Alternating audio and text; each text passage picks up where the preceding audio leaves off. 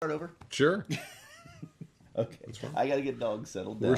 We're still rolling. I'm gonna move like this. Okay. Very casually. I'll actually cut off the beginning. As much as I don't like to add it, I've just really screwed up that intro. That's fine. Okay, so I'm J.W. Myers. And I'm Karl Brubaker. And welcome to the Movie Brewdio podcast. We are two optimists who live in Western Maryland who think that life is pretty amazing. So on this podcast, we talk about the things, the tools, and the resources that make things so amazing. See, now it's shortened to that. It's good. I like it. I'm just trying to get shorter and shorter. The first week, I think the intro was like 5 minutes long. Let me explain everything that we want this to be. In retrospect, it was a little bit like, now is the winter of our discontent. That's okay. It's good. I mean, I think we're getting down to...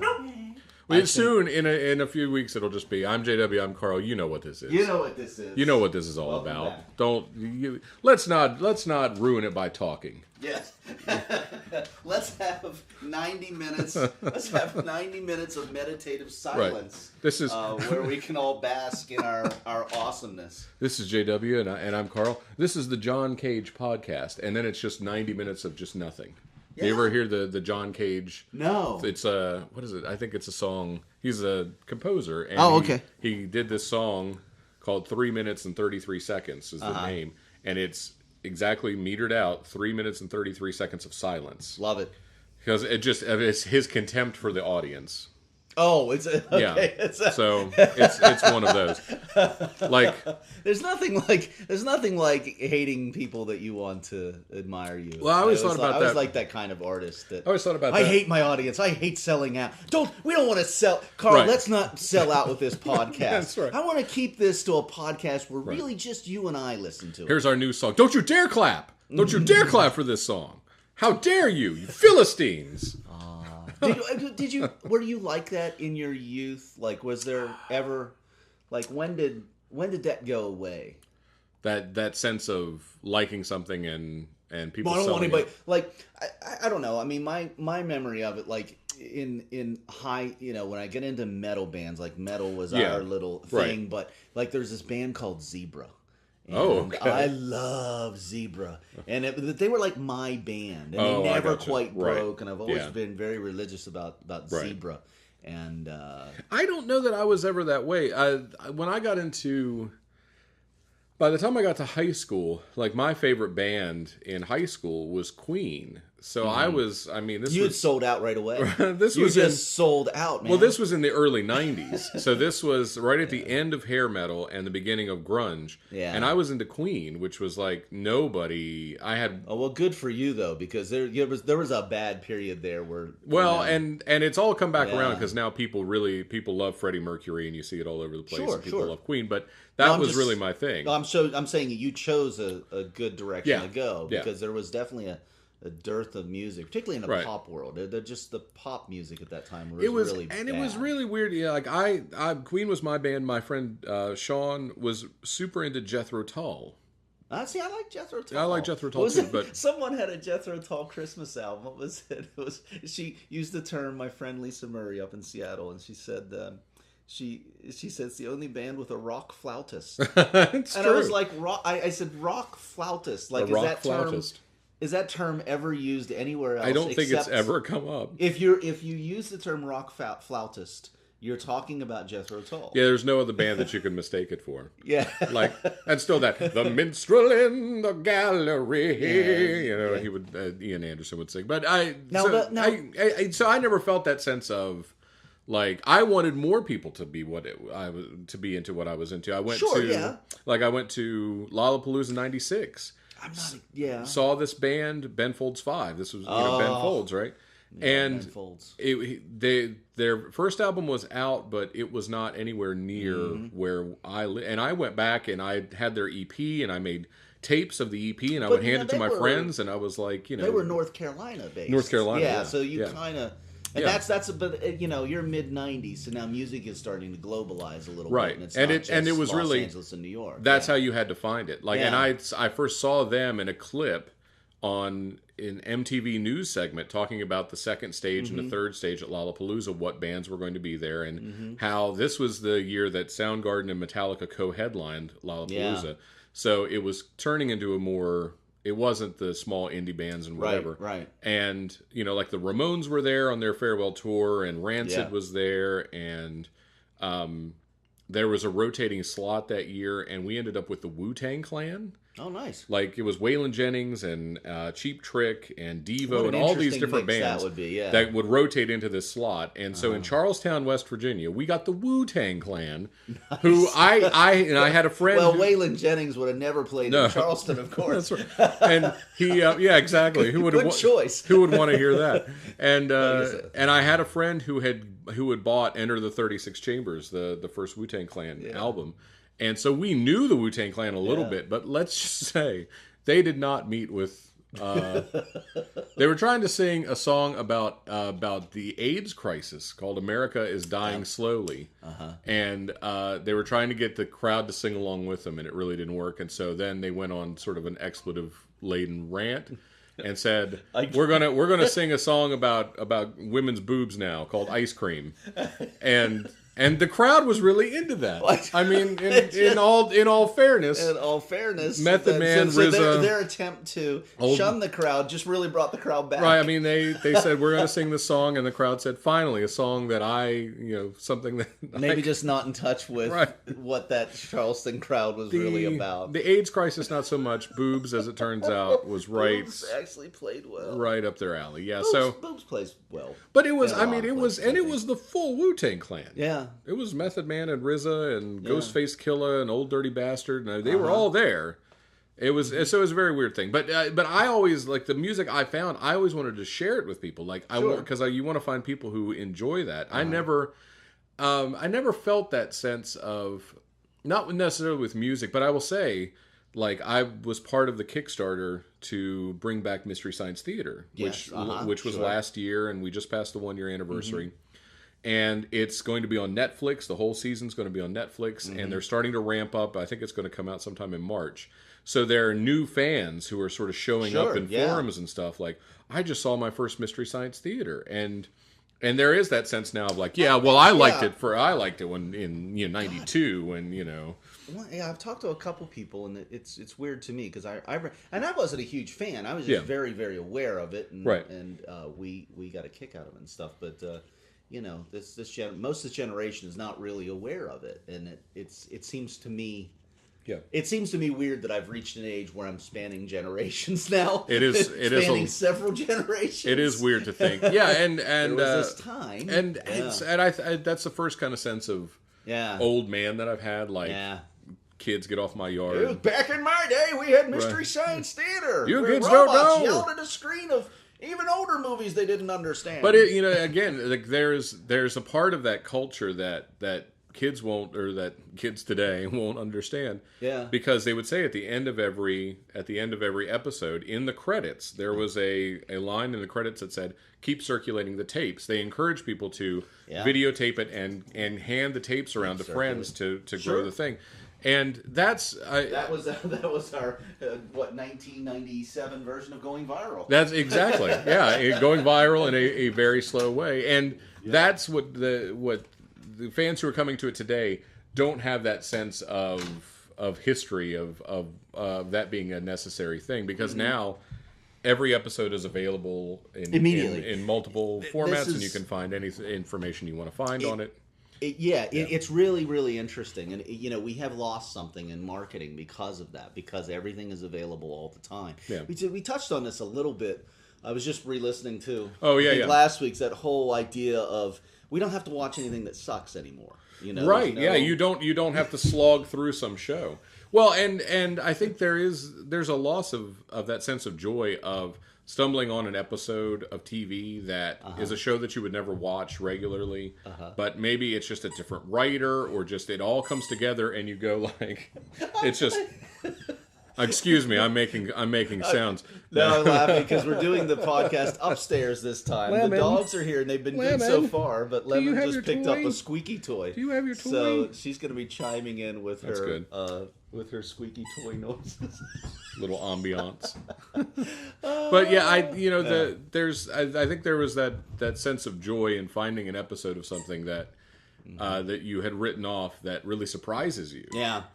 And that's gone. There's so many different competing sources of entertainment. You don't have to waste your time with something that sucks. You don't have to spend your time going, oh gee, I wish I didn't have to use the Facts of Life example. Right. That was pretty perfect. Yeah. Right. We don't have to watch the Facts of Life. You don't have to look and go, well, Simon and Simon's a rerun, so I guess I got to watch whatever's on NBC. It anyway. Yeah. But people really don't understand the mentality of what that was. I mean, there were 3, sometimes 5 options. Right. And that's was what it. You watched. Especially in those days, kind of the pre-cable days. Yeah. And really, unless you had a great cable package early on, there really wasn't. It wasn't that atomized and completely niche oriented programming that you have now. Like, you can watch. Is Court TV still around? I'm assuming Court TV is still around. Sure, it is. But like, if you just want to watch that, you can watch that. If you want to just watch Lifetime movies, there's the Lifetime Movie Network. It's just Lifetime movies. Sure. Yeah. It's not that sense of flipping through and landing on. Oh, yeah. I remember the early days of Comedy Central before it became like Comedy Central, where the daytime was. Oh man, what was that? What was that guy's name? It was this old stand-up comedian who had a talk show. And it was basically like 2 director's chairs in front of a black curtain, and he would interview. I don't remember that one. I followed them all the way through. I'll have to look it up. But that was what was on during the day. A lot of Whose Line was. It was that, and you would like a lot of actual stand-up. A lot of stand-up. Oh yeah, stand-up was on, and short attention span theater, and they would repackage stuff, and like they would. Duck Factory would come on. The one season of Duck Factory, they would rotate through that. And it wasn't that sense of the dogs becoming a wrestling match with Lemon with the dogs, which is fun. There just wasn't that sense of there's tons of quality entertainment, because Comedy Central really wasn't making. The only thing they were really producing original content wise was Mystery Science Theater at that point. There weren't, other than again their stand up. Right, package shows and their internal content, but and now it's a completely different world. It's a completely different world. Yeah. Well, speaking of that completely different world, yes. First of all, how was your holiday? Holiday. You don't have to. I don't have to go. You did not describe what you just described to me. The holiday was great up until Thursday last week. So recording on Tuesday. So this past Thursday, woke up with a dull backache. That slowly turned into a kidney stone that really knocked me out for 36, 48 hours. It was the worst pain of my entire life. Wow. Like, I cannot even describe the pain. And we had talked about doing we were going to do a podcast last week, and I just got hit with laziness. Well, to be honest in with the you. holidays, and it's like that week between Christmas and New Year's where I don't know what I'm supposed to be doing in the days. Just kind of. And we had family come and who stayed like through Wednesday. They left, and then we had other family who came on Thursday. So it was just it was a crazy time. But positive though. I mean, it was positive. It was a good time. I got some construction work done around the house, and it was a good holiday. And I would say, all things considered, I don't recommend kidney stones. Nope. Anyone who's been thinking about trying to have a kidney stone, I don't recommend it. Okay. Luckily, this is good advice. I'm not going to have one then. I've been thinking about that, and I'm going to pass on it. Yeah, no pun intended. And it was okay. I mean, it was really Vicodin and ibuprofen for inflammation, and so now you're addicted. Now I am addicted. Now you're addicted. Okay. I am a full blown smack addict now. Yeah, but there are situations where smack do make it better. Well, not smack, but cocaine it's probably not something I should be joking about. But it's true. But yeah, cocaine is a hell of a drug, as Rick James once famously said. No, it was really okay. So it was incredibly painful. So we actually I spent a day basically on the couch watching The Crown on Netflix. Have you seen it? I have not. I have something to talk about on Netflix. It's a historical drama that starts in the late 40s and follows the rise of Queen Elizabeth in England. Oh, okay. And it's actually very interesting. It's the romance between her and Philip, her husband, and what happened with King George when he died, and sort of the internal politics, and John Lithgow is Winston Churchill, and does an incredible job as Winston Churchill. It's really really well acted, really well produced. I don't know why that is not my thing. My wife is nuts about stuff like that. And I really felt like Tracy had watched a couple episodes, and I said, and I was like, well, let's watch it because I'm in a drug-induced stupor. Yes. So why not? So I should start taking drugs, and then I would be really into The Crown. Yeah. No, it was actually really good. So we watched 3 or 4 episodes, and I would recommend it. If that's your cup of tea, then nice. I don't think you can go wrong. But I saw you post on Facebook about Netflix. Do you want to talk about it now? Well, it's supposed to be a discussion point later, but we'll keep it. But we'll just keep this conversation organic. Okay. And yes, I just binge watched the OA, and I tell you, it's something that I haven't binge watched anything for a long time. Yeah. I don't know. I've had a weird time connect. I'm kind of like we've talked about The Walking Dead. Walking Dead is losing me. Right. And I haven't connected with anything. My wife keeps wanting me to watch Game of Thrones, and I haven't done it. And just a couple people posted something about the OA, and I didn't know anything about it, so I just started watching. And I just started watching it the second time last night. Really? Well, I had it on in the background, so there's definitely things I knew that I missed, and it wasn't, and so I was constantly rewinding anyway. Yeah. And then sitting down, actually just staring at the screen, watching it now, I'm like, wow, I missed a lot. Yeah. But my God, it is. I've had this project for many years in my head called Transition that I wrote. I think I wrote it in 2002, a good many years ago, and it's nothing like this, but it's exactly what I was trying to say. Right. It's I don't want to give too much about the OA away, but it's a little bit about sort of what lies beyond this realm in consciousness. Right. Okay. Particularly from a non-religious perspective. Interesting. Or maybe it is from a religious perspective. Right. It's just an exploration. The truth is that nobody knows what lies beyond this realm. Yes. Right. We theorize about what lies beyond this realm, and we come up with beliefs and constructs and things that make us more comfortable as human beings, and I have no problem with religion. I think that if that makes you feel better, that's awesome. Right.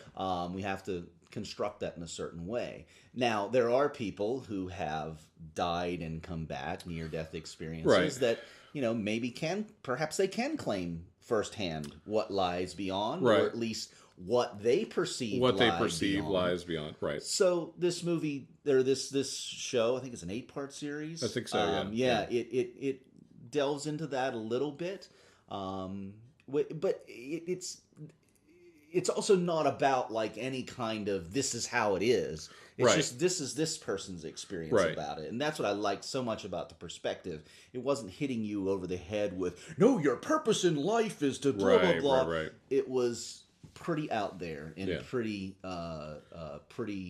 geared to what I perceive consciousness might be. Interesting. Well, and I saw some of the reviews. I was because Tracy and I were debating watching it before we picked The Crown. And I had some of the reviews. People were like, "Well, it's kind of like Stranger Things." If it had any brains behind it, right? Well, and that was my criticism with Stranger Things. Yes, which because again, I'm a little bit younger than my wife. So for my wife, absolutely, it hit Tracy. Stranger Things hit her right in the wheelhouse. Sure.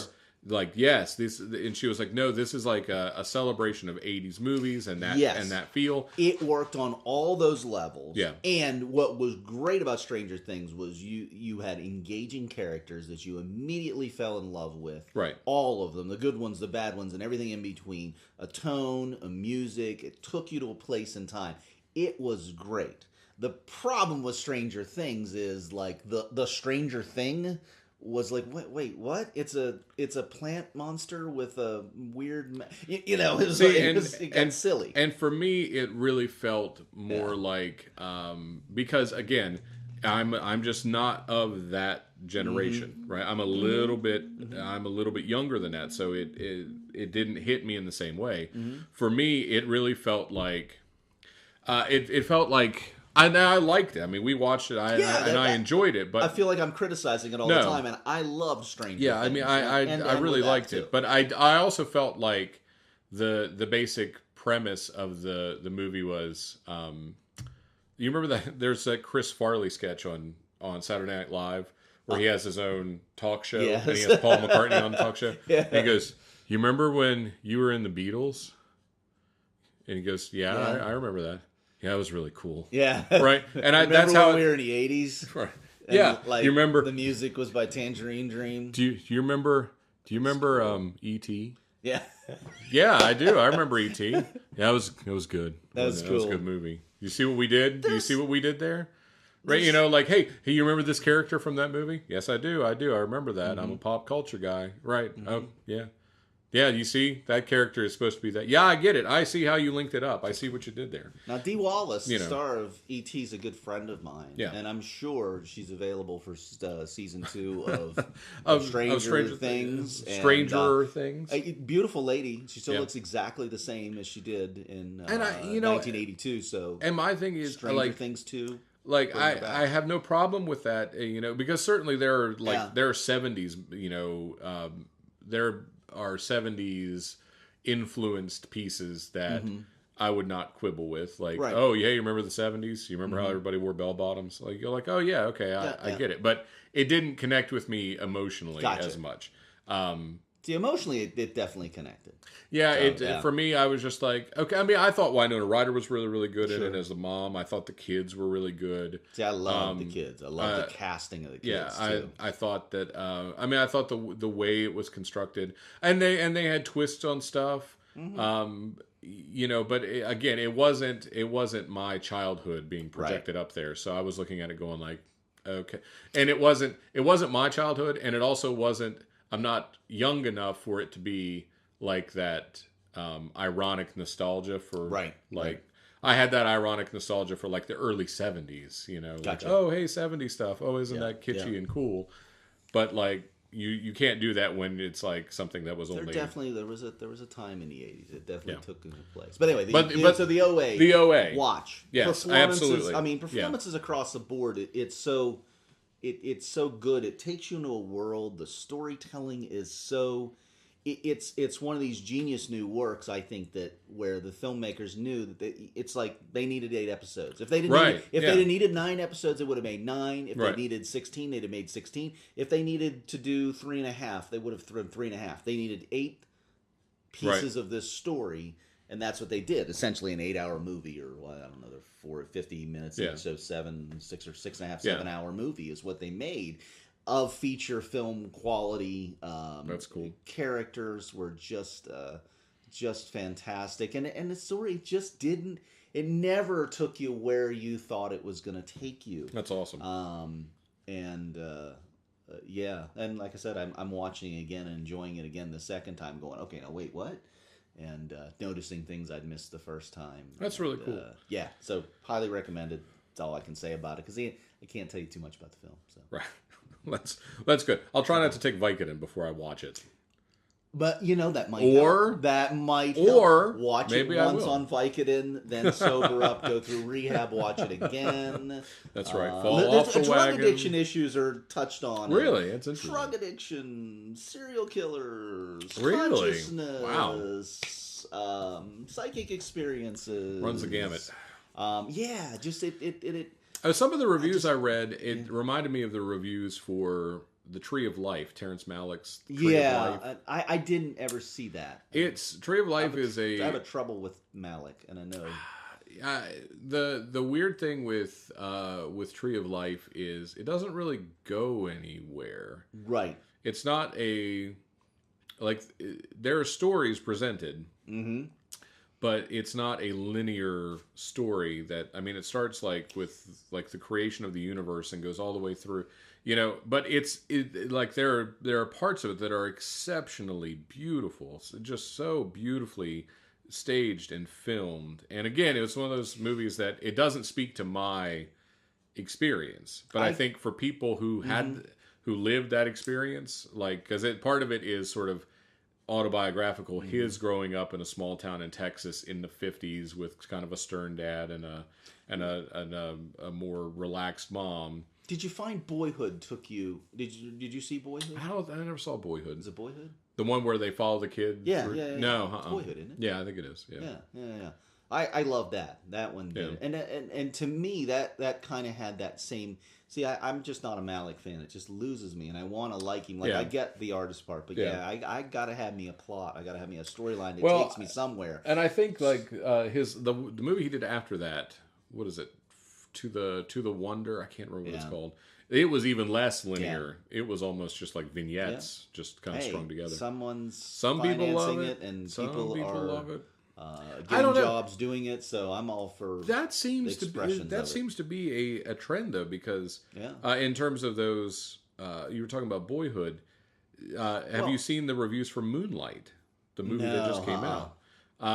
I've seen the trailer and watched the reviews, and it's following one character from a very young age to adulthood. But it's this sort of poor black kid who comes from a bad family, and his where he starts and where he ends up. And it's for the reviews and everything I've read about it, it looks really, really interesting. Yeah. Well, but back to Boyhood. It while it wasn't necessarily very, it was satisfying to me for whatever reason. Yeah. Because it was that slice of life. Like, this is a non-romanticized version of what a life is, or what a coming into manhood is, what boyhood was in his experience. Yeah. And I will say, I felt like the only thing that I felt that I've read or seen that really felt like touched my childhood, and it's the oddest example probably out there, was Ta-Nehisi Coates, who's he writes for The Atlantic. He is what is it? My brain is really not. I can't come up with words today. A MacArthur Genius Grant awardee. Writes beautifully for The Atlantic. But he's a black guy, grew up in a bad part of Baltimore. And he wrote a memoir 10 years ago now called The Beautiful Struggle. And reading that, even though I was a poor white kid growing up in the middle of West Virginia, or the mountains of West Virginia, I was like, wait, this is like my story. Like, this is my life. Like, the things he was talking about, I was like, I felt that too.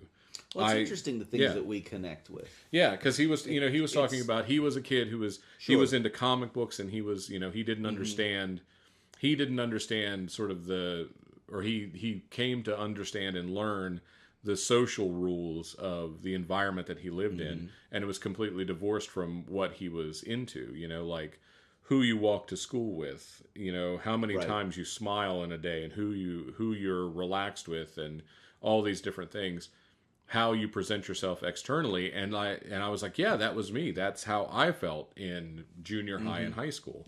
Who are you hanging out with? Because I never felt like I fit in with the kids I went to high school with. They were into things that I just didn't have any. But you had to know a little bit about it to blend in. Well, okay, so swinging that back around to like something that you would watch, or style of something you would watch. What do you connect with story-wise? That's what I'm really passionate about right at the moment about OA, because story-wise, it's like this guy is This is my quad. He's singing in the same key I am. You know, I think I always, the stuff that resonates with me is stuff that is like if I'm trying to write or if I'm drawing comics or whatever, the stuff that comes the easiest to me, the stuff that I think connects with me the most is like imperfect heroes, people, underdogs, people who have to really sort of struggle against whatever, like so kind of the superhero archetype really works for you. Yeah, the superhero archetype works for me, but not like I couldn't write Superman, right? Because Superman's kind of got it all put together. Sure. But Spider-Man works, and Spider-Man Batman works. Yeah, there are definitely those. Yeah, Spider-Man really works. Like that idea of, you go do this thing. Like it's why I loved Hellboy. Yeah. Right. He's like, especially in the comics, he's this guy who has all this power, whatever, but he's a blue collar guy. Yeah. It's like, oh, there's the vampire frogs are attacking. He's like, oh, okay. Yeah. Come on. Just like that. And that's that. Maybe that's sort of that blue collar mentality, but that's the stuff that I gravitate towards. I loved the movie The Nice Guys. Did you see The Nice Guys? No. Again, listen, we touched on. We touched on this. I love The Nice Guys because it's kind of two kind of lovable losers who kind of team up. Yeah. Not necessarily because they want to, but they have to team up to solve this case, and just everywhere they go, like they're not super polished. Like it's Ryan Gosling and Russell Crowe, and they're both great in it. And like there's a scene they're stuck in the house, and they're getting shot out from outside, and so Russell Crowe is like across the room from Ryan Gosling. He's like, throw me a gun, and so Ryan Gosling throws him a gun and throws it like through the window behind him. So it's that kind of stuff.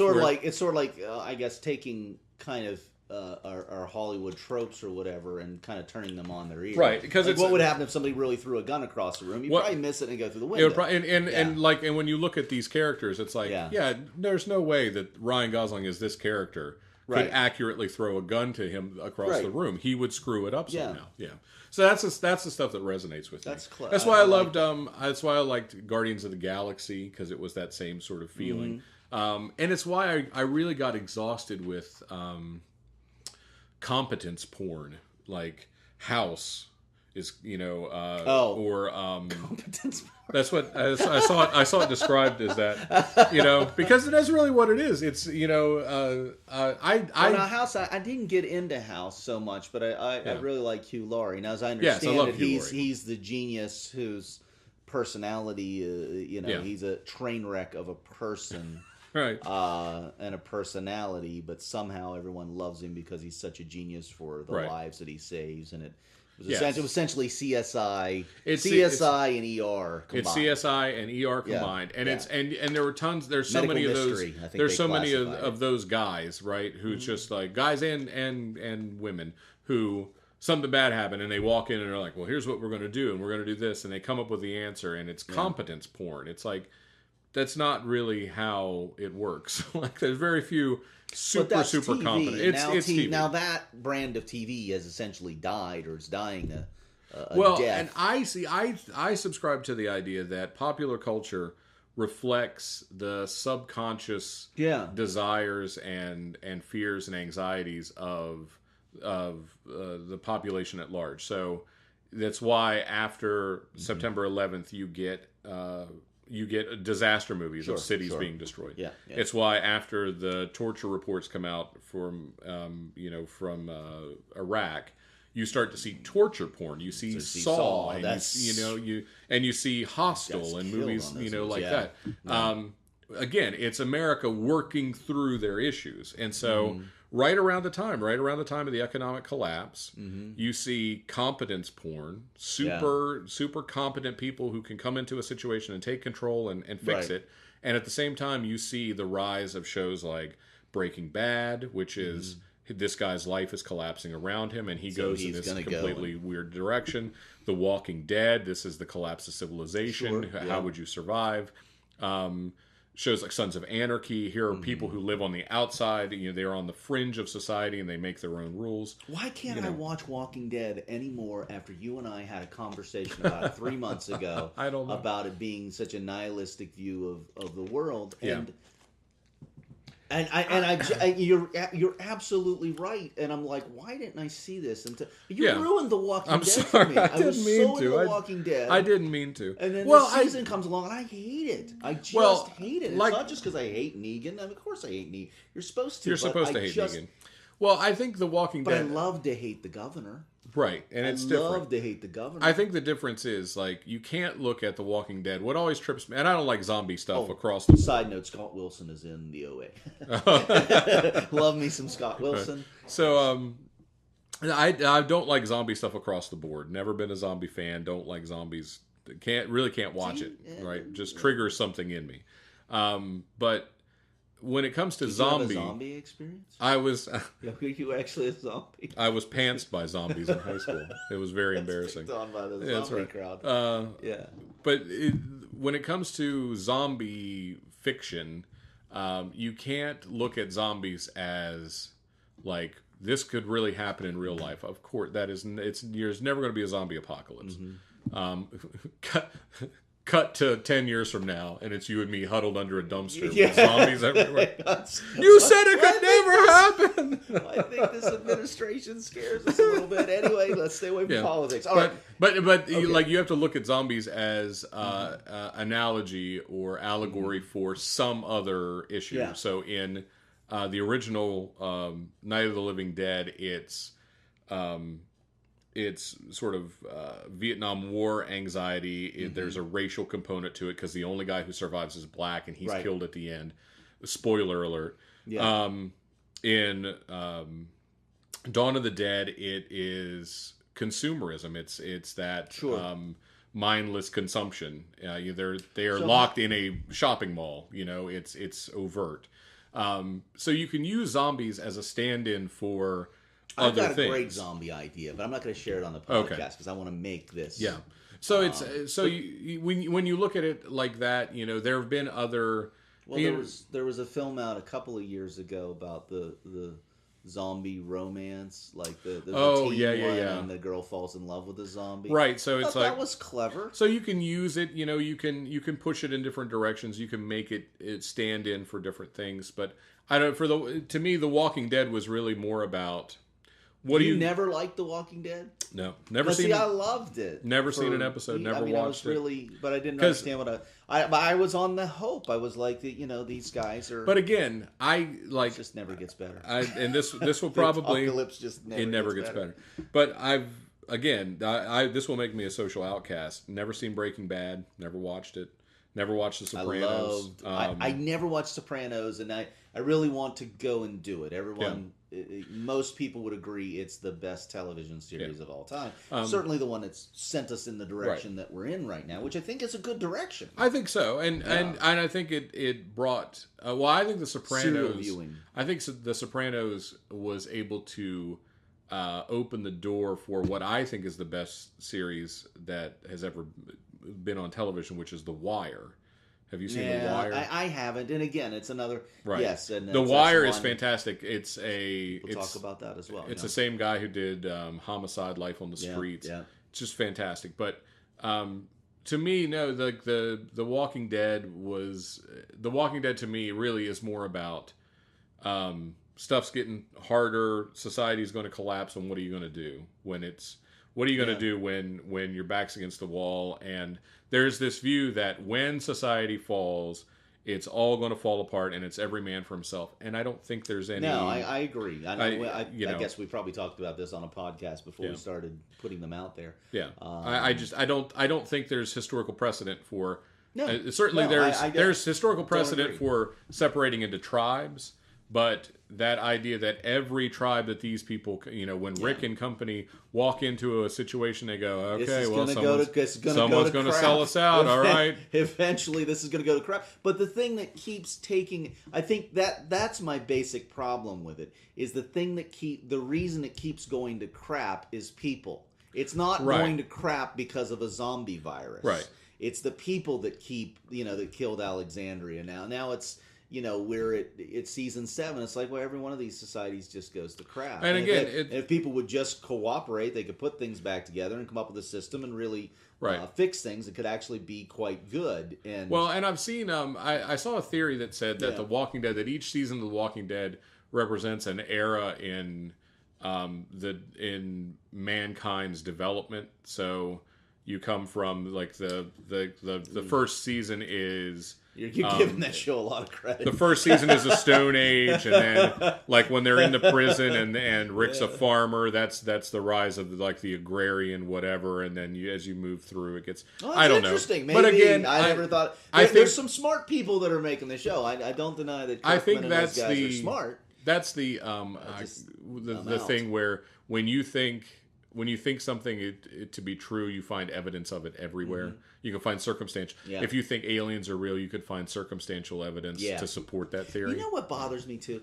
I've heard Kirkman on a lot of podcasts. He does The Nerdist a lot. He's done Marin. He's done a lot of, and I find he comes across very smug and arrogant to me. Yeah, and it's like, well, hey, I'd like to be happy for people. I'm very happy for these guys that succeeded with the OA, for Stranger Things, or for anybody. Even if I don't like the movie, I like that somebody got some expression of themselves out. But let's have a little bit of humility and realize, And Kirkman is also saying, like, well, we can definitely do another 5 seasons of The Walking Dead. Not at that one. The ratings have dropped like a rock this year. Well, but I'm kind of interested to see if that really affects, the choices they make with character, whether they continue. Because I assume that the comic book continues on the same line. Like you said, now here's a new bad master. He's corrupt too. And that's how he's it corrupt goes. too. He's corrupt too. They're going to have to go a different direction. It's a shonen manga approach where in Japan, boys comics are... comics are huge in Japan. It's a huge cultural thing. And so you have shonen manga, or shonen manga, which is specifically for boys. And the storylines are always... one character who starts on a quest and he finds friends and you grow stronger and you grow stronger as friends. Right. And so every boss that you fight is a little bit stronger than the last boss. Right. And so it's like Negan has a bat. We just defeated that boss. And you have a couple an issue where nothing happens and it's just an adventure, and then here's the next boss and he's a little bit stronger and we're gonna have to work a little bit harder. And it's exhausting. But do you read the comic book? No, haven't read the comic. I'm kind of curious. Does it really continue in that vein? Because I'm not willing to continue with this series in that vein, and that's where we've been for 7 years. So you've got the Saviors now, and there's a storyline with the Saviors, and I think then in the comic there's a time jump. I think it jumps ahead a couple years, and interesting. And then you have like the Whisperers, and they're another faction that.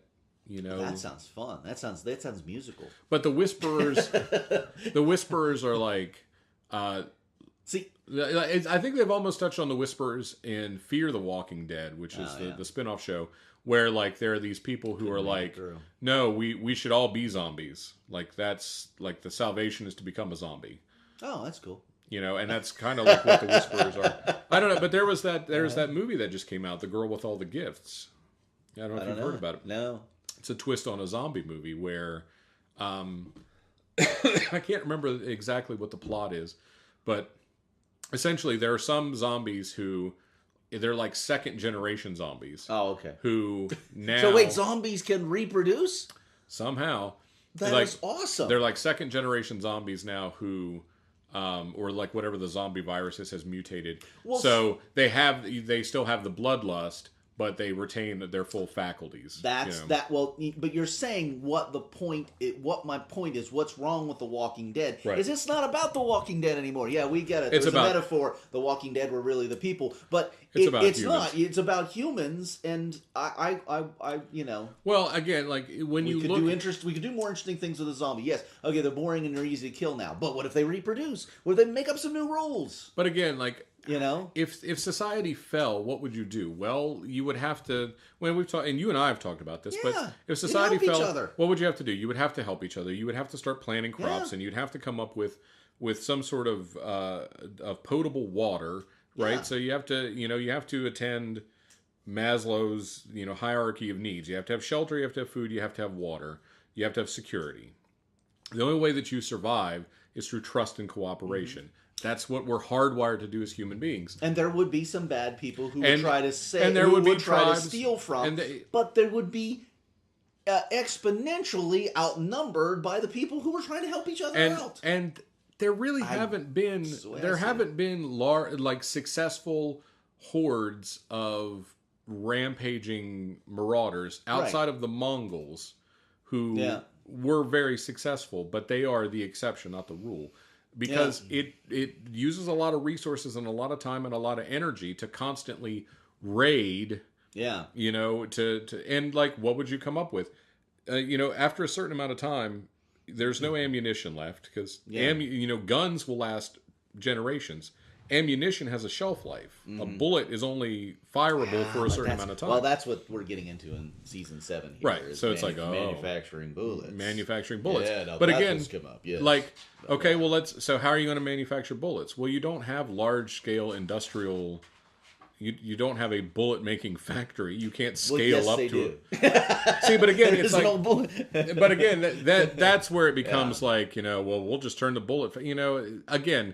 When you start poking holes in it, or you start pulling on threads, it starts to unravel because it's not about that. It's not about zombies. It's not about the apocalypse. Yeah. It's about a nihilistic view. Of it's about it's us versus them. Who's on the boat? Who's not on the boat?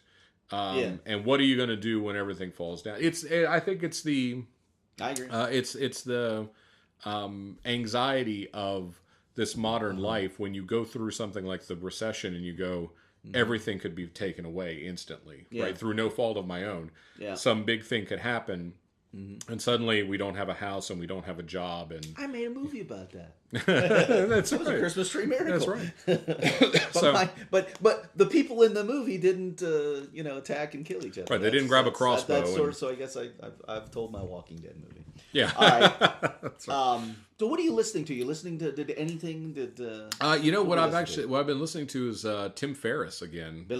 Listening to Tim Ferriss. He liked my comment last night. Did he really? Yeah, he'll post something on Facebook periodically that ask a question, he wants a real answer, and he'll say no dickhead answers or whatever. Right. And he was asking, he wanted more absurdity. Absurdity and beauty in his life. I said take an improv workshop. I said not to sound mundane. I said but take an improv workshop with in a safe environment. And I said same answer for beauty. And I said much love and appreciation to you. And I got a like. Nice. From Tim Ferriss. So and I made a comment on something he did a couple months ago too, and got a lot of attention on that. So he actually that's really cool. I like him. Yeah, I was listening to his podcast. Not just because he likes me, because he Facebook likes me. But I actually downloaded last night the 4-Hour Body.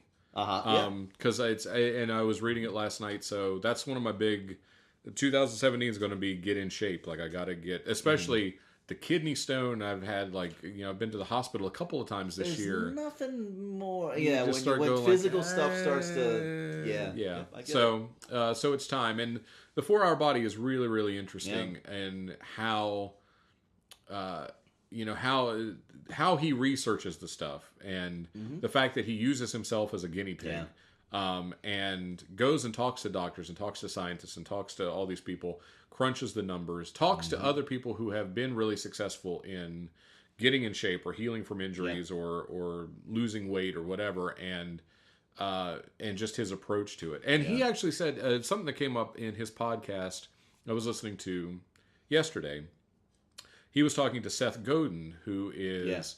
a marketer, really, really brilliant guy. Seth Godin wrote a book called Tribes, which is one of my favorite books. It's maybe 120 pages about how you build a tribe, connecting with people who believe in what you do, and how that is essentially what we do now instead of marketing. You find people who believe in what you do, they buy what you do, and they buy why you're doing what you're doing, and they become your tribe.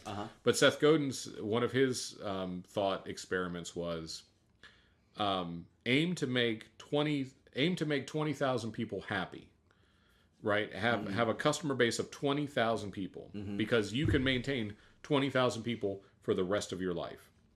Keep them engaged, keep them active, right? Have a really strong core of 20,000 people, but you can lose everyone trying to go for 2 million people because it doesn't necessarily scale up. And I thought that's a really, really interesting idea. Well, it is, and it's also, I mean, I think 20. I think your number 20,000 is a little low for the entertainment industry, right. But it does speak a lot to how to really Netflix in particular, being okay with niche products that again, I need 8 episodes, I need 6 episodes, I need 3.5 episodes, whatever you need. Right. Whatever you need to tell that story, that's really opening us up to a whole new way of storytelling. And then one of the Seth Godin's other things was, and Tim Ferriss talked about this, was if you had to charge, what would you do if you had to charge twice as much as your nearest competitor and you had no money for marketing? What would you do? Right. So, like, let's say you're a consultant. And your closest competitor charges $50 an hour. Okay. And so you have to charge $100 an hour, and you can't advertise. What would you do? How would you pull it off? Right. And it's like a thought experiment to say. And so Tim said what he did was he looked and said it was I can't remember. It was like some event where it was like a really high, like $5,000 for like this event. So he was going to charge $10,000, and so he said, "I'll charge $10,000 for this event," and then he reverse engineered what the experience would have to be to justify $10,000. Okay. And so then once he had that, then he could go present it as, "Here's what you get for $10,000." Right? Nice. Really smart. So again, like to look at problems from a different perspective. Are you talking about Seth or well, Tim? both guys. Tim is very Seth is very smart, but Tim is a successful thinker. Yeah, and it's that old Tony Robbins thing of asking the right questions and asking different. You just gave a perfect example of that about that thinking in reverse, but just asking the right questions. Yeah, and like one of his productivity things, like make a list of everything you have to do, and then ask yourself, what's the one thing, if I do that one thing, it makes everything else either easier or redundant, right? So then you do that one thing, and if that knocks 5 other things off your list, you're that much closer. Or what's the most important thing that I get done today? Do that one thing. If you get the other stuff done, that's fine. If not, you've done the most important thing. Really, really smart guy, and he talks. He's constantly going out and talking to people and asking them. He's constantly going out and talking to really successful people and saying, how are you successful? And that's what I liked about, I recommend the 4-Hour Body. I'm maybe a quarter of the way. I've read the 4-Hour Work Week and love that. 4-Hour Body is really interesting because he talks about it as, it's not, hey, look what I did. Yeah. Right. It's really, hey, this works for me, and I have all of the same hangups and failures and blind spots and whatever that you have, but even I could do this, with all of my mortal failings. That's what I always like. Tim has, he's a very confident fellow, all those kind of things, but he has such a humble approach. Right. He has that beginner's mind approach to things, like. That Facebook thing is a great example. Yeah.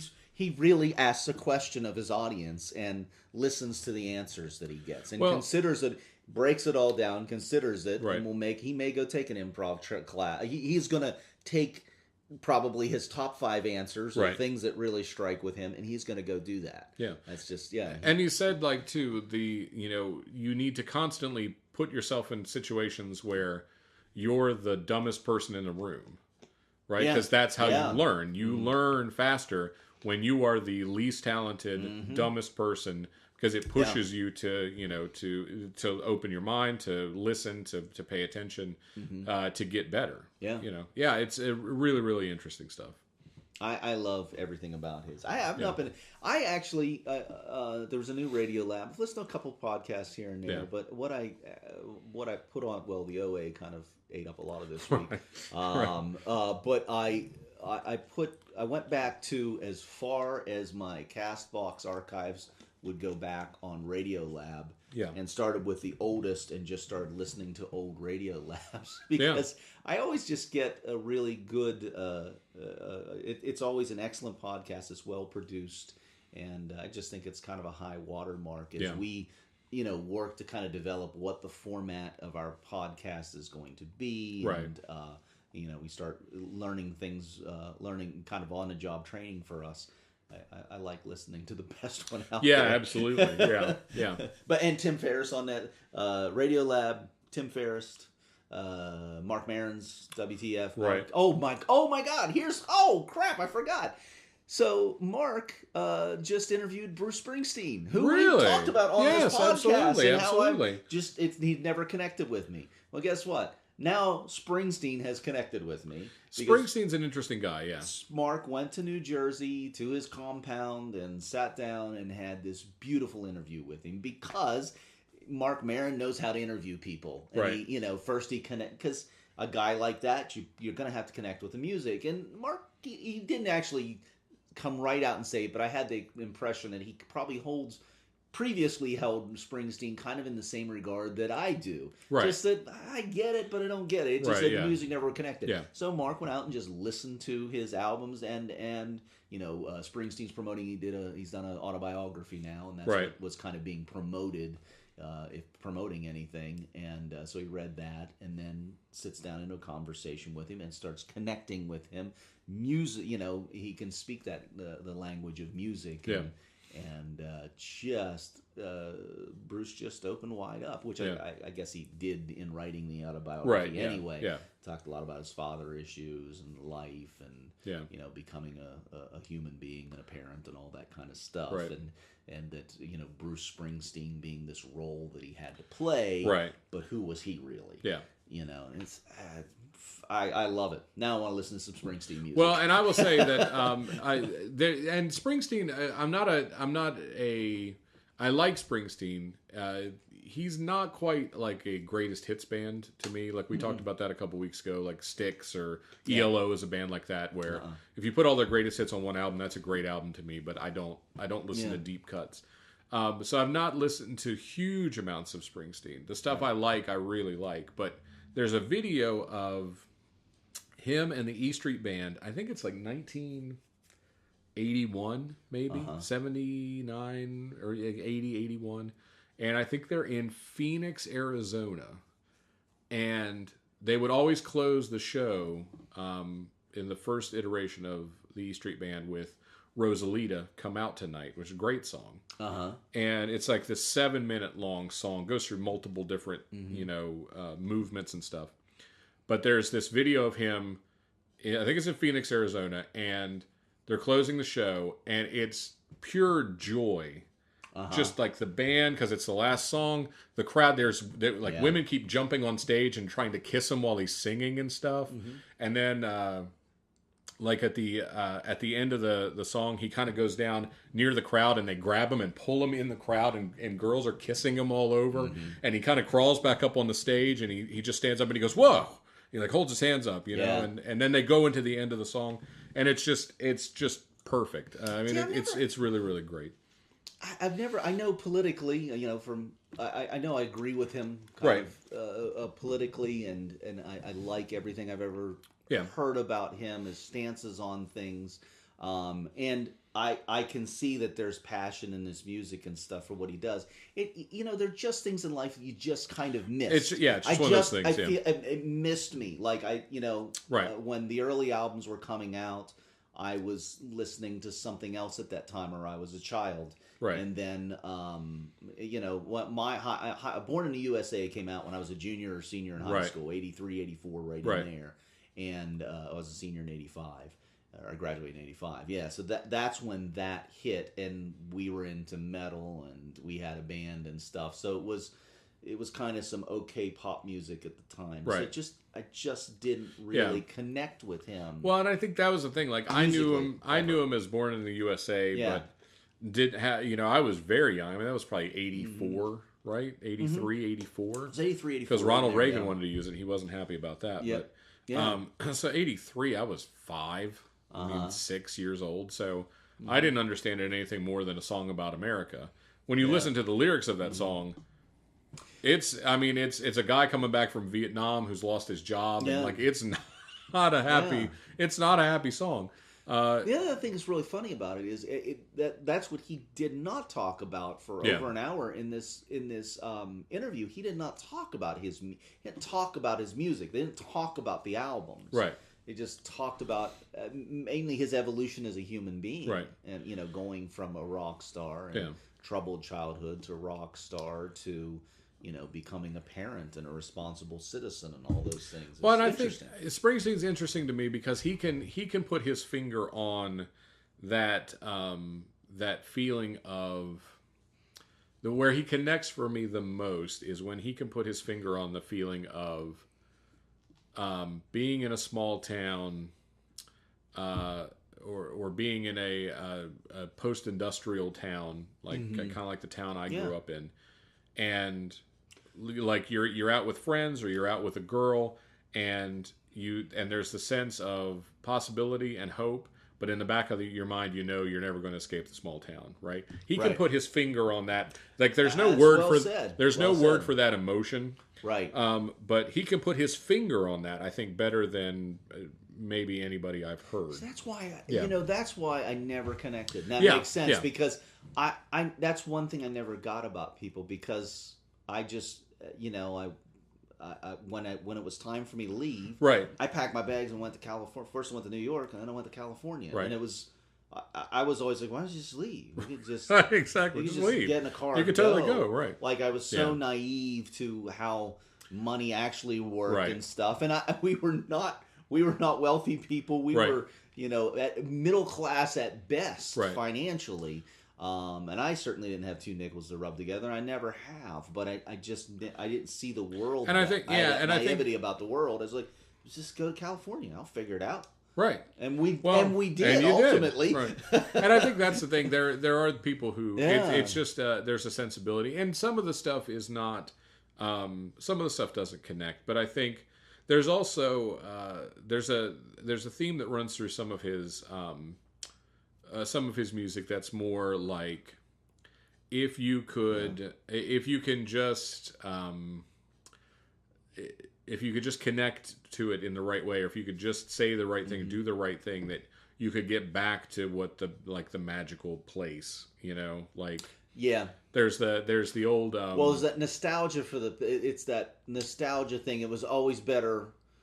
It's like the premise of Friday Night Lights. Yeah, it's that whole. Your life is never going to be better than this moment when you were in the lights playing high school football at your greatest level. That's kind of the premise, and I think there's a bit of that in Springsteen. Well, and there's a touch of it that is like there's this old folktale about that cats used to rule the world, right? Mm-hmm. And that humans were subservient to cats, whatever. But that 1,000 human beings all got together and dreamed the same dream on the same night and took over the world and it changed reality, right? And so if all the cats could get together and 1,000 of them could have the same dream and then cats could rule the world again, right? So there's this idea that if where did this idea come from? I don't know. It's like a folktale that sort of. I love this. Yeah, it's a great idea. But have they seen the OA? I don't. Because they need to watch the OA. They need to watch the OA. But so there's that sense though with Springsteen. Like if we could all just get on the same page, then we could reclaim some of this thing. He has a song called "My City of Ruins," which is this fantastic this fantastic song about. He wrote it about. The Jersey Shore, about I guess Coney Island, wherever he grew up, Palisade Park, but it works for a lot of these post-industrial cities. Like this idea that it's after it's after all the good stuff has gone, but the chorus is come on, rise up, and it's and so at first, like the first time that you go through the chorus, it's Come On, Rise Up, and it's like it's a little Hamiltonish. Yeah, sort of. Because it's Come On, Rise Up, and it's sort of pleading. It's like, you got to get up, you got to, do this. But at the end, you go through this whole long musical movement, and at the end, it's like, come on, rise up, and it's like a command. It's, it's now, you are going to rise up now. So it's interesting. I mean, again, the stuff that connects with me really connects with me. Some stuff I listen to and I go, no, I gotta go. I gotta just start through his library and listen now because now I'm connected with him now I understand him as a human being. And I love, I love Born to Run. I like Thunder Road. I think Thunder Road's a good song. I really liked his album The Rising, which came out after September 11th, and it's sort of thematically about September 11th. Yeah, there were some good albums in the two. They're at least very critically well received albums. Yeah. So I got to see that. Let's see. Yeah, about an hour. Okay. All right. We have done like nothing on the agenda essentially. No, we really have. We do. We're just all over the place, but it's been a good conversation. Yeah, I think so. So just because of the time of year, it is January 3rd as we record this. Yeah. Do you have any resolutions? Do you make resolutions? That sounds so cliche. So, Karl, what's the New Year's resolution? That's a real very horrible talking point, I think. But I mean, I think resolution-wise, I don't typically make resolutions because I don't think I don't either. I don't think they're what super effective. Is there something? Because there's something that happens to me at this time of year. But I asked the question. I think when it comes to resolutions, there are things where I've used the beginning of the year as an arbitrary date to sort of say, because there have been a lot of things that I've said, okay, look, I've got to focus on getting in shape. I have to focus on taking better care of myself. I need to focus on financials. I need to focus on like here are things that really need my undivided attention and tons of effort. And it's been nice that it's happened over the last 2 months because I could say, look, 1st of January, it's time to I'm going to attack these things. So I don't know that that's a resolution really, because I think resolutions end up, I think, being too broad. Right. Because you say, I want to lose weight. Right. It's not really actionable, because you can't measure that. And that's a Tim Ferriss thing. Mm-hmm. What gets measured gets managed. So you have to be able to say, I want to lose 10 pounds or I want to lose 5 inches off my waist in 4 months. Right? That's an actionable thing because you can measure that and see what your progress is. Right. So I think that's probably a more effective way to do it. I don't know. I mean, I think the basic resolutions are always like get in shape, take better care of myself, whatever, take more time out. Now, one thing I haven't done yet, because I can't force myself to pull the trigger on it, but one thing that I am going to do is delete the Facebook app off my phone. Yeah. Right? So, not delete my Facebook account. No, you can't. But delete the app. Just the app, so that if I want to check my Facebook, I have to go sit at a computer. Sit at a computer and... Yeah.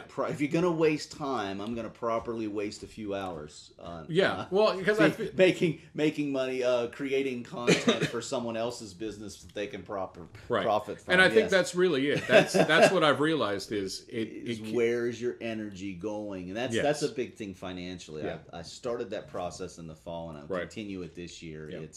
Yeah. I find I put so much effort into situations that don't have the financial rewards, that there's no energy left to put energy into things that have more of the financial rewards for me. Right. And as a result, I'm poor and in debt. Right. Exactly. Well, and I think what hit me the other day, I was thinking about it was, I've always sort of put stuff I wanted to do on the back burner and said like, well, it's not. It's either not worth the time, or it's not. What if it doesn't work out, or it doesn't really seem worth it, or whatever. But then I was thinking, I've spent all this time working in the nonprofit world, where I was, pouring tons and tons of time and energy, 70, 80 hours a week, a lot of times, and 7 days a week, always on call, pouring myself into projects to make them work. Right. And they would work. But then at the end of the day, when you when you leave that, you don't take the nonprofit with you. You're working for someone else. Mm-hmm. It's the same thing as if you're working in a corporate environment and you're pouring 80 hours a week to underwrite somebody else's bottom line. And so then I thought, well, like, why wouldn't I spend 80 hours a week, or as much time as possible pouring into, like what I want to do, like making my project successful, because I clearly can put that kind of time in. Let's make this podcast our full-time job. Let's do it. We should let's record ourselves 24 hours a day. Yes. And eventually we'll be interesting. Just a microphone on us. We'll have to edit it down heavily, but yes. Don't edit. No editing. We are artists, Karl. They are going to listen to it, and if they don't like it, they can just go away. We don't need an audience. Right. No, I'm right. Again, back to the contempt. The contempt for your audience. We hate our audience. We don't want anybody to listen to this. How dare you? I expect all of you to turn your back. You cowards! Turn your back. Turn your back on this podcast. Yes. Plug your ears. Yeah. So that's what I was thinking. Like, yeah, you should take that energy that you obviously can muster, and that dedication, that focus that obviously you can do, and instead apply it to what you want to do, and if work jobs like the stuff that I'm doing where I'm getting a paycheck, that's fine, but that's punch the clock, do what you're supposed to do, and go home. Yeah. Then put the rest of your energy into. This is the energy that we want to put into a podcast. Because I think that's the other thing that I've been reading is a book by these guys called the Minimalists. I don't know if you've seen minimalism as a school of thought where basically you pare your life down into just stuff that adds value to your life. Oh, well, yeah. Yeah, and it's you should really check it. There's actually a documentary about it on Netflix called Minimalism, and it talks about these two guys and all these different people. Is this like the living in a tiny little house? No. It's not. It's not tiny house. It's really like. It's really like my house is tiny enough. Yeah. It's not a big house. No, it's really more about breaking the idea of mindless consumption, right? Like the idea, I have to have a new computer, I have to get a new car, I have to get this. That has been a big thing for me, and that's again back to Facebook. Why is any creative energy at all going into Facebook? Right. Like it is you are doing creative work for that someone else is profiting from. Correct. There's no profit in Facebook. At least if you make the video on YouTube and post it on Facebook, you'll make a couple pennies from it from your number of views. Well, or if you write a blog, then you link to it. You link to the blog, right. But your status updates are never going to profit you a penny. No, but they will. But right, and how much what Facebook makes money from? Yeah, and how much time do you spend? Like, how much time do I spend looking at Facebook? And when I really started to be aware of it, like, my God, I look at Facebook a lot. God, yeah. And I think about before I had a smartphone, what did I used to do? Well, I was bored a lot. I would carry a sketchbook with me, or I would carry a notebook with me. I would write ideas down, or when I was sitting somewhere, I might talk to someone. Like both films that I made were made before Facebook. Yeah. Like we were just getting on Facebook. Or actually, all three films now. Yeah, that all came. Like I got on Facebook, I think in 2009. I made a film in 2010, 2011, 2012. Right. And since then it's been a lot of teaching. Yeah, and that's I think those things that like it's really like focus your efforts, like and focus your attention on like where do you want to focus your attention? Do you want to focus your attention on this stuff over here, this stuff over here? So in some ways, but thematically, that's what we're talking about with resolutions, and that's right. I think that's what I'm getting at. Like I don't sit down and go resolution number 1, lose, because those to me that doesn't work. The new year always brings in a cycle of reflection and contemplation, right. Like what happened this year, where family is just big and upfront and important to me right now. Right. Where my kids are, how much has changed since last year, and the whole Christmas magic, Santa Claus and stuff. This might be the last one of those. Yeah. Benjamin's on the verge of it, and Jillian is. I don't know. She might have another year or two of belief. Wait, we started getting hard questions from Ethan this year, and very direct. Just coming right out and saying, starting to see the game. Yeah, pointing fingers. Like, just a lot of that. Yeah. So I really, you know what I did? I will say, my 2 weeks around Christmas and New Year's, the last 2 weeks, I really spent as much time as I could, and it was a lot of time, really being present. Right. And just like be present to what's going on here, and just enjoy. Because no matter what, this time will never come again. Right. And, I get nostalgic. I reflect on years past and, where we've come and where we've been and all that kind of stuff. But there's a lot. I have a lot of gratitude and appreciation for the things that do work about my life and parenting and all that kind of stuff. And I think I saw a video. There's a guy named Simon Sinek who I think we've talked about before. He had a video. A friend of mine actually sent it to me through Facebook. I hate his name. I don't like someone named cynicism is something that I abhor. I don't like cynicism. I don't like cynicism either. Well, it's Sinek, so it's just pronounced cynic, but it's not. Oh, cynic. Really? Yes. So it's not. He's not even a play on words. No. Every time you've told me about that, I shut down on Simon Sinek. Because I thought that was a play on words and he's a cynic. And he is not a cynic. Cynicism is one of my pet peeves. Simon, Sinek.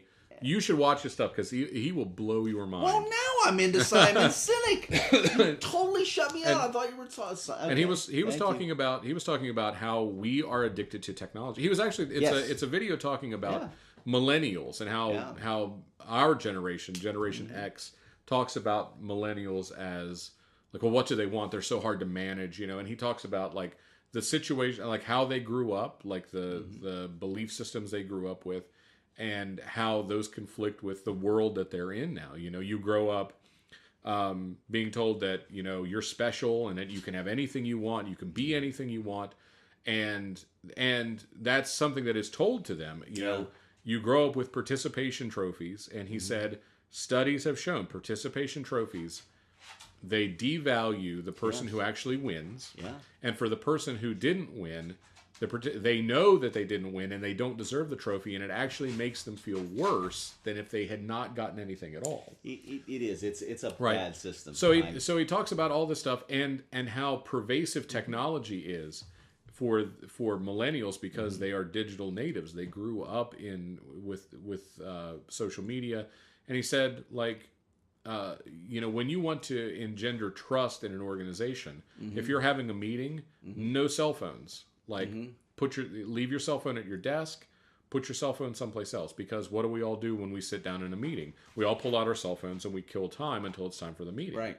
He said, if you have a meeting and somebody pulls out their cell phone and puts it on the table, that is a subconscious signal to everyone in the room that I'm not really invested in what's happening here because here's my phone right here. Right. Even if it's face down, whatever. And he said, when the phone rings and somebody goes, I'm not going to answer that. You're not being magnanimous. Yeah. Right? You're in a room full of people. It's I'm not going to answer that. Right. It's not a sacrifice. It's really, really, and he says, your cell phone should be, don't charge it by your bed. Mm-hmm. You should charge it in the living room when you go to bed. Because he said we're addicted to our technology. Yes. If the first thing you do when you wake up, before you say good morning to anyone, is reach over and grab your phone, you're addicted to your phone. And he said, that's a really good point. Yeah. And people say, because he said, people say, well, I use it as my alarm clock, which I do. I use it as my alarm clock. He said, go buy an alarm clock. They're $8. He said, I will buy you an alarm clock. Yeah. He said, nobody they're real cheap because no one wants it. And again, I have 16 of them in the house now. And it's another thing that touches on minimalism, the idea of where you're devoting your energy. Yep. Where is your attention and your energy and your focus? Yep. If you're constantly I am the worst at it. Mm-hmm. And Tracy's been saying for a long time. We have this thing. Tracy will tell me something. I will say that she's wrong for 2 months, and then I realize that she's right. Yeah. So she's been telling me for at least 2 months, you're addicted to your phone, you're addicted to your phone. And I go, no, I'm not. And now I'm going I'm addicted to my phone. I got to do something about that. But yeah, it's really about being more mindful of where you put your attention. But look up Simon Sinek. He has a great talk. He has a TED talk about why good leaders make you feel safe, which is one of my favorite TED Talks ever. Leadership, why leaders eat last. Okay. Great stuff. Simon Sinek's is great. Awesome. So what's new at the movie Brewdio? What's new? Well, it has been Christmas. It has been Christmas. I was listening to our second podcast, and since we spoke, we actually did it on a Wednesday. Yeah. We had the adults there that night. Yeah. Of which you were not one of them. I did not make it. But I did because it was Christmas time. I had 8 adults. That's awesome. And I had 8 excellent adults. Like we had it was really, really funny. Yeah. And really, really good. And I am hopeful we're going to do a weekly adult class. Awesome. Can't wait. After the kids class. Can't wait. We will just, because I said, well, I've been, I won't say pessimistic, but I've been kind of undervaluing it a bit, I guess. Yeah. Just saying, well, I don't think that we're going to be able to sustain every week. I think every month. And when I was kind of polling everybody, they were like, I would come every week. And yeah. Like, oh. Well, then I will have a class every week. So. I would love. I'm excited about it. If it wasn't the week before Christmas, I would have been there. But we were. I know. I'm not. I didn't do this to bust you. And we. Quit yelling at me. Stop yelling. No, I had 2 in a row, and I knew I was doing it. I was actually thinking about doing, like free nights tonight and tomorrow and next week. But the turnout was so good. I had 8 kids, I had 8 adults, and several others wanted to join. So. It's starting next week. I'm going to get the announcements out, but Tuesday nights, I need to get the time straight with Mark exactly when we're doing it. But Tuesday nights, we're going to do the kids class, and then we're going to do an adult session afterwards. Nice. And this will be on Tuesdays at the Queen City Playhouse in Cumberland. Nice. The kids session is set to run for 8 weeks. The adults, I assume, will just run concurrently through that. At that point, Mark will get into the new play, Madagascar. Right. So we may need to make some adjustments to our formula or whatever at that point. But there'll be at least a session, and then we'll figure out the next session after that. But I am tremendously excited about teaching that. Absolutely. We have this podcast number 3. Podcast is working. And we mutually decided to take Christmas week off. Yes. It was difficult scheduling with all the kids in the house and all that kind of stuff. But we will be doing this every week throughout the year. Right now, I haven't told you, we've made like 24 cents. Really? Yes. I monetize all the videos on YouTube, and we still haven't decided on a hosting home. Right. And so I've just been throwing them up there on my YouTube channel. And because they're lengthy, an hour and a half, right. There have been a couple friends of mine told me that they have listened. Right. And for whatever, there's a couple dozen views, and because of the listening length, some of them have actually that's awesome. I think we've made a quarter doing these podcasts. So we are turning a profit. We are in the black. We are in the black so far. Yes, because we haven't committed to a hosting solution. We are currently in the black with our podcast. On episode 2, we're in the black. Fantastic. So that's exciting. There's this going on. What else is going on with the movie Brewdio? I'm really bound and determined. I've got 3 different film projects I'm going out with this year. Yeah. And I'm tired of not making films. Yeah. And so I'm putting 3 different things out there with. I'd love to make all 3 of them. Be happy to just make a film this year. All Star and Imane, and one called The Twisted Sisters of Zillman Manor. So I've got a couple different genres covered here. So one of our podcast listener, a friend of mine from college, Mike Sigler, who grew up around here, and he did some background work on our second film. He actually came out and auditioned for our second film. They did some background work on Christmas Tree Miracle and showed up in the film. And he ended up getting bitten by the bug. Oh. And so this was 2012.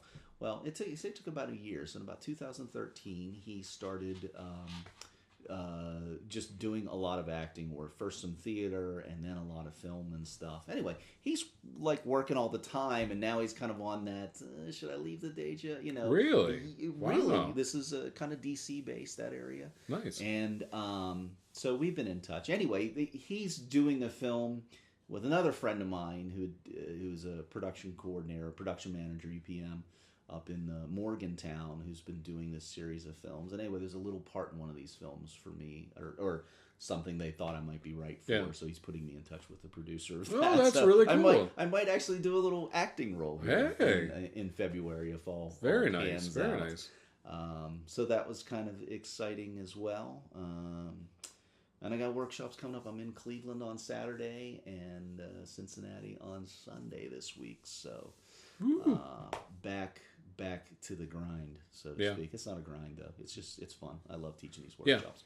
Well, it's great. I mean, I'm excited about the Cumberland workshop. So yeah. I think this can. I just have a good feeling about it because everybody there, you know, and I'm sure you'll add to that, are just it's like no bunch of really good vibe people. Yeah, you know, and just some wonderful creative energy in the room. Some nice people that you just enjoy being around. Right. There's this dude that Mark brought along that I just never met him before. He was just this odd duck and hilarious. Yeah. Just hilarious. I'm like, so funny. What planet did this guy come from? Right. He's really funny. Yeah. So yeah, there's always that. Everybody was wonderful. You know, a college friend of mine, Vicky, who's been a friend forever, was bringing her daughter out to the kids class, and she was the one kind of going, "When are you going to do something for adults?" So we finally did something for adults, and Vicky gets up there, and I did some plays with Vicky in college at Frostburg, and she's a very serious actress, wonderful actress, but a very serious actress and stuff. And she jumps up on an improv stage and just was taking on these characters, hilarious.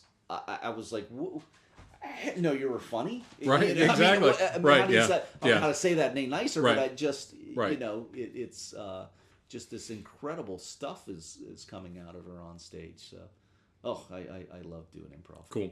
So sounds great. Yeah, I'm excited. I think you. And now the pressure's on. I don't want to bring it down. No pressure. We're going to come back, but we're going to do the first podcast after that show. It's just going to be you just going.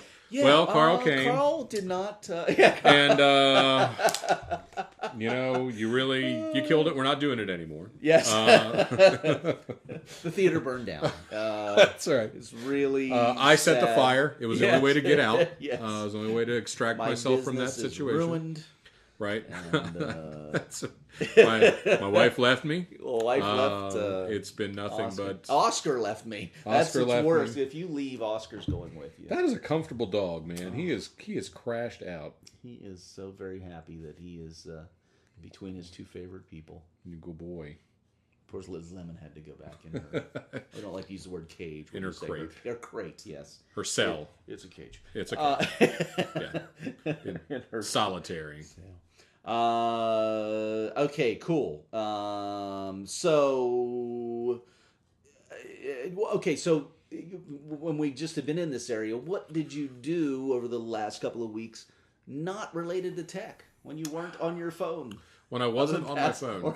And not passing a kidney stone. You know, what we actually did, then this kind of ties in with, because we always try and talk about the kids. Ethan loves games. Mm-hmm. My son-in-law, which is so strange to think that I have a son-in-law, but I have a son-in-law.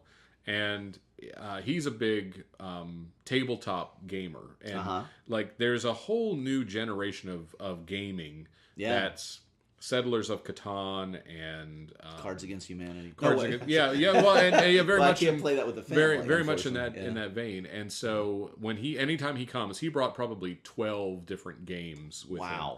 And some of them are very some of them are actually very playable. He brought a game that he got through Kickstarter called Secret Hitler, which is you play it's like a party game, so you have various people around. How'd the pitch meeting for that one go? So you have a certain number of people who are liberals, and then you have a certain number of people who are fascists. So like with 10 people, you have like 5 liberals, 2 fascists, and 1 person is Hitler. So the person who is Hitler, everyone closes their eyes. Hitler puts out his thumb.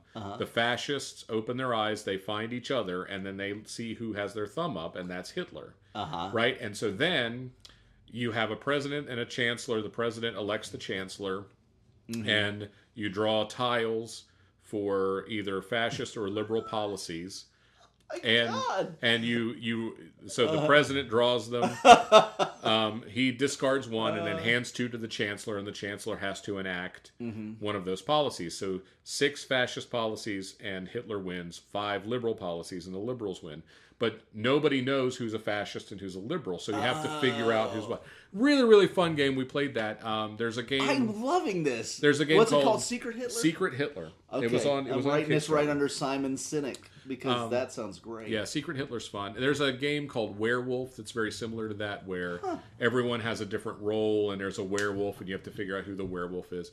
But Ethan loves games. Like he's very much like Ben and very much like Tracy. Should definitely, Jillian over Christmas did this whole Jeopardy. It's Jeopardy. Like she created, and she had help from Tess, who kind of helped her with how to structure the game. But most of the questions were from Jillian. Yeah, and Tess, helped her with the board and stuff. But our family's my in-laws are all a gaming family. I mean, it's usually categories, a lot of Taboo. The dominoes has been a big thing. Mexican tile train. Mexican train. Yeah, sure. We all got. Yeah. We now have a set of those. Right. And we did a family Trivial Pursuit that kind of tanked because the questions were really easy. Yeah. Even the adult questions, they made an effort to make the questions more inclusive. And they're pretty easy. Yeah. But my goodness, that she went to all this creativity to do this thing. I keep pointing over here because she presented it over here in the living room. It was just really, really cool. So that was my off technology moment as well. Ethan did old-fashioned gaming, and Ethan did a similar thing where he drew his own board game. And you roll dice. You posted that picture. I saw that. You roll a die, and then your die is your person. You move around you move around the board, and there's different traps that will put you back to start, or there's a slide that'll take you closer to the end. Man. And usually with Ethan, when he makes games, you sort of play and you go, okay, it's really overcomplicated, and there's lots of rules and this was very straightforward, and it's really very playable. I was like, this is really good. To the point that I had taken a picture of it and posted it on Facebook, of course, and then we couldn't find the original. And so I took the picture and we recreated it so that we could play when Ben was there. And it's actually a playable game. So I love that. It was really, really interesting because that's just how Ethan is wired. He likes to play games. He likes to do that stuff, and it was really, really cool to spend time with him, playing and doing that. Because he'll say like, let's play Legos, and then you start playing Legos, and it's quickly like, what he wants is for you to watch him build stuff with Legos. Right. And it's I think that's yeah. But when he's like, hey, let's play this game, like, this game is a lot of fun. This is very cool. I hope there is. That's one thing that's always so wonderful about my in-laws. That whole family is they're a fun bunch. They're a very intelligent and conversational bunch. But gaming has always been a huge thing. And we mostly, we do. They'll come in for Jillian's shows and different events throughout the year. But there's particularly at the holidays where we get a few new games. We inevitably we get 3 or 4 new games, and we still play Catchphrase and Taboo and categories. Right. And you should Mexican look up dominoes. One of the games we played was Telestrations, which was a game that Ben actually got for us. And for the family, so you start with a secret word, and you have a dry erase tablet with 8 pages on it. So you have a secret word, you flip the page, and you draw a picture of what your secret word is or your secret phrase. Then you flip, then you pass it to the person next to you. They can flip back and look at what you drew, but they have to write down what they think you drew. Gotcha.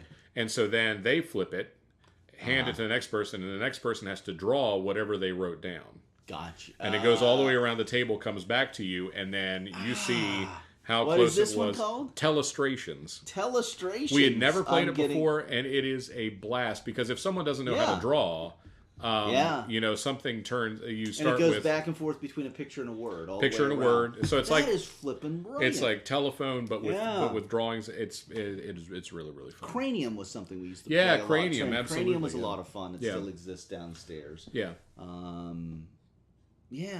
Games are just so good for social involvement. And Tracy's a game, like, she loves board games. She loves Canasta, the card game. She loves Canasta.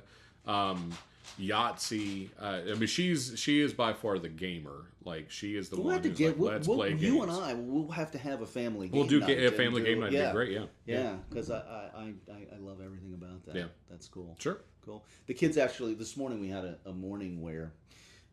Don't ask me to explain. There's just basically my 2 and 3 other kids end up here for an hour in the morning, and then I don't have the capacity to drive them. So then Bill comes here with his family truckster and takes everybody to school. So there's an hour. The kids were here this morning. So, and we decided we didn't want to do Xbox because there's 5 of them. There's only 2 controllers. Right. And so we.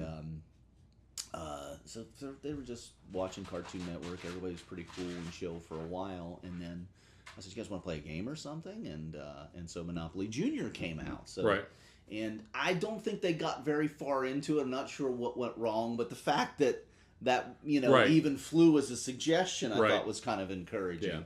Well, and we've been encouraging Ethan since his portrait of you got such good feedback. And that sort of kicked off the craze, and we've been encouraging him more and more to draw, and he's really taking to it, which I love because I've drawn since I was his age, and he's really starting to still with the fist, still the death grip. With the fist. We're trying to figure it out, but it's working. Yeah, he actually, and he told me the other day. Excuse me. His cousins were over. Mm-hmm. They were playing hide and seek, and he came to me. I was in the kitchen washing dishes, and he came in and he said, "Daddy, we're playing hide and seek." And I said, "Oh, really?" I said, "That sounds like a lot of fun." He said, "I just picked the silliest hiding place in the developed world," and I was like. So I was like, "That's good," and so of course it made me laugh because in the developed world, and it also gives him an out if there is a sillier place in, say, the Democratic Republic of Chad, which is not developed yet, still third world. A sillier place could exist, so there's a little bit of wiggle room there. He's just a funny kid. It was nice to be able to spend time with him.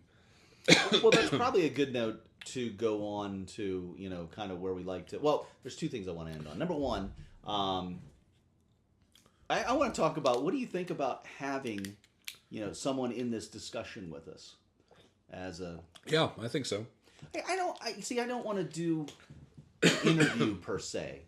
Yeah. I don't want that to be the format of the podcast. Right. But I think we could have... another person in the subject, sure, in the things, or excuse me, another person in the discussion, kind of going topic to topic the way that we do, or that we plan to do, the way that we didn't intend kind to of do that at all today, but right. That's all right. Yeah, I think it'd be fun. A friend of mine might be joining us next week, so we'll see if that pans out. Cool. So who gets the kindness award? I think the person who I've spent like 2 weeks just with my family, pretty much. So I usually give it to my wife, and I'll give it to her this time because she continues to surprise me, which is great. Because we've been friends for, see, how old is Beth? We've been friends for 17 years. We've been married for, we've been together for 10 years, and we've been married for almost 9. So we've been together 11 years and married almost 9. And I found out the other day, I posted something on Facebook. I talk about how I have to get away from Facebook. This is why. But I posted something about a quote from Marcus Aurelius, the Roman emperor who wrote Meditations. It's this great Stoicism, a philosophical concept. And it was this quote talking about, you're going to encounter people in your life who, when you wake up tomorrow, you're going to meet people who are angry and sad, and they're going to say stupid things. But, you have to let that roll off your back and you know, whatever. And never more true than today. And Tracy was like, "Oh yeah." She was like, because I said she saw the quote, we talked about it, and I said, "Well, I'm reading Meditations." And she was like, "Yeah, I know. Are you reading it on my Kindle?" And I was like, "No, I'm reading it on like my phone." And she was like, "Oh, I've been reading it for like 2 weeks." Huh. Completely independently. We're both reading Marcus Aurelius Meditations, which is about like the most random thing that you could. So it's it's very interesting when you're married to someone for so long, because you go through these cycles where, sometimes you're sort of moving at cross purposes. You know, you're married, you love each other, but you're into this thing and I'm into this totally different thing. And then sometimes you realize that you're completely in sync with this person. Like, oh, you're thinking the same thing I'm thinking? Yeah, absolutely. We're right on the same page. So it was very, very, it was very neat to see. And we're in this really good place right now where we're very much on the same page. Mm-hmm. So that's beautiful. I can't select one. I really just have to go with my in-laws in general. Yeah. We had 6 people other than ourselves, so 10 people in this rather small house. Right. One night, it was actually Christmas night into the next day. Christmas Eve, we just had Lola and G, and then so like 6 people, and then 10 people the next night. And in fact, I was a little apprehensive about it. There, niece has a new boyfriend and stuff, so just didn't know how the dynamics were all going to play out. And it was wonderful. They're just a comfortable group of people to be with. We had fun. They're joyful. They're kind. The gifting was also very kind.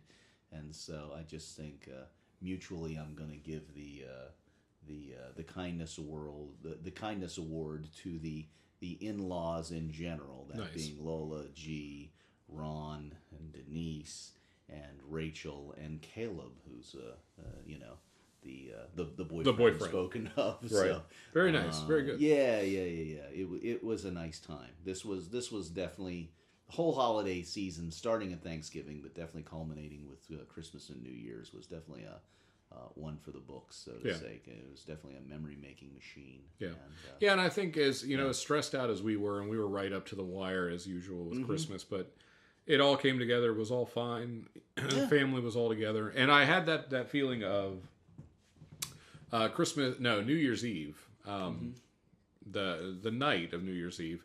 We had some friends over. We had food. We were playing board games. We were hanging out, waiting to see the ball drop. And there was a moment where I looked around the room and I realized everyone who is in the room right now are people that I love, people that I'm so happy are here. And it was seeing different combinations of, like this friend talking to this friend who don't usually talk, and everyone was having a good time. And it was there's the German concept of, see if I can pronounce it, Geschmutlichkeit. Geschmutlichkeit. Different from Schadenfreude? Yes. Schadenfreude is a little different. Geschmutlichkeit is the warm feeling of spending happy times with friends and family. Yeah. And I had a strong case of Geschmutlichkeit. Yeah. It was just it was just really nice. It was a niess holiday. It really was. Other than the kidney stone. The kidney stone was a bit of a downer. Yeah. But I did get Vicodin. So, pluses and minuses. 2 steps forward, 1 step back, and I'm not sure which one. That's right. Yeah. Exactly. Well, cool. Well, I guess that's all. I could go on for 4 more hours. Yeah, we could just I would keep have going. No problem going on. I feel like I'm sure we're at. We're getting up there. We're an hour 42. Yeah, that's kind of at our maximum. But now that you told me that people are listening to this whole thing, yes, we're making literally quarters of cents. Yeah, we're making quarters on this. So by that newspaper I always wanted. Well, I'm very excited to be doing this, and I'm looking forward to doing it to every week and continuing to refine and improve and figure out what this is about. But like I said, we may have a 3rd panelist sitting in with us next week. Awesome. And maybe that will become our thing. That'd be cool. So until next time, I'm JW. I'm Karl. And this has been the Movie Brewdio podcast. Namaste. Steady album.